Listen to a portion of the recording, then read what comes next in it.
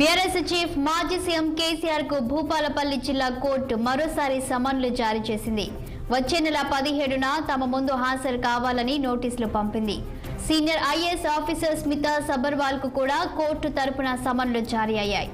కాళేశ్వరం ప్రాజెక్టులో భాగంగా నిర్మించిన మేడిగడ్డ బ్యారేజీ కుంగిపోయి వేల కోట్ల రూపాయలు ప్రజాధనం దుర్వినియోగం అయ్యిందని, దీనిపై విచారణ ఇవ్వాలని కోరుతూ భూపాలపల్లికి చెందిన రాజలింగమూర్తి జిల్లా కోర్టులో ప్రైవేట్ కేసు వేశారు.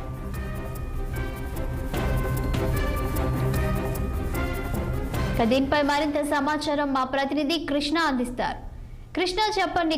బీఆర్ఎస్ చీఫ్ కేసీఆర్ కు భూపాలపల్లి జిల్లా కోర్టు మరోసారి సమన్లు జారీ చేసినట్టు తెలుస్తుంది. దీనికి సంబంధించిన పూర్తి వివరాలేంటి?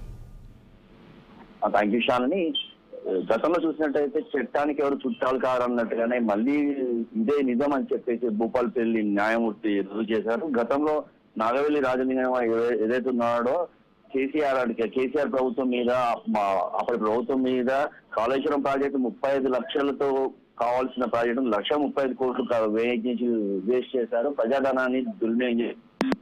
8 మంది మీద కేసు వేయడం జరిగింది. దాంట్లో ప్రధాన నిందితుడు మాజీ ముఖ్యమంత్రి మరియు బీఆర్ఎస్ అధినేత అయిన కేసీఆర్, రెండో ముద్దాయిగా హరీష్ రావును, మిగతా స్మితా సబర్వాల్ వీళ్ళందరూ మొత్తం 8 మంది మీద కేసు వేయడంతో దీంట్లో హరీష్ రావు తరఫున న్యాయమూర్తి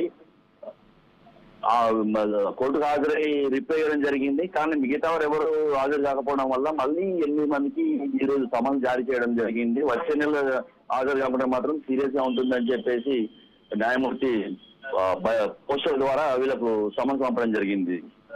అయితే కృష్ణ, వచ్చే నెల 17న అక్కడ వచ్చి నోటీసులు ఇచ్చారు హాజరు కావాలని. సో మరి వీళ్ళు అటెండ్ అయ్యే అవకాశం ఉందంటారా? గతంలో కూడా కేసీఆర్ కు హరీష్ రావుకు, Ranjith Kumar, Smita Sabharwal, Hariram Sridhar, Megha Krishnareddy, LNT company MD Suresh Kumar కు కూడా సమన్ పంపడం జరిగింది.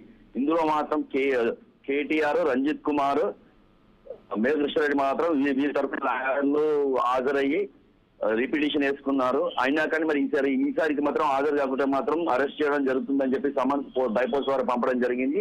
వేచి చూడాల్సింది ఏంటంటే 17వ తారీఖు ఎవరు హాజరవుతారు, ఎవరు హాజరవుతారన్నది దాని మీద చర్చ ఇప్పటికైతే భూపాలపల్లిలో గట్టిగా జరుగుతుంది. Okay, thank you Krishna.